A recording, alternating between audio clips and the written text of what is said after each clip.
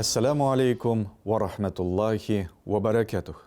Һәр берегезгә Аллаһы Тәгаләнең сәламе, рахмәте ва баракаты булсын. Зикрләр өйрәнүне дәвам итәбез.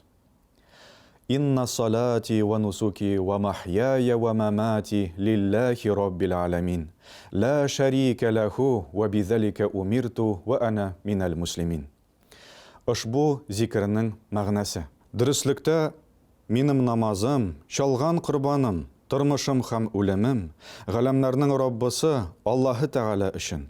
Аның тиңдәше юк. Мин шуңа боерылдым һәм мин мусульманнардан. Һәм тагын бер тапкыр кабатлыйбыз.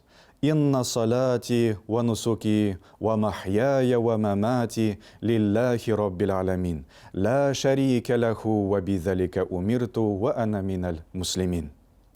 Һәр вакыт сезнең белән зикрдә булыйк. Аллаһы Тәгаләне олылап, аны искә алыйк.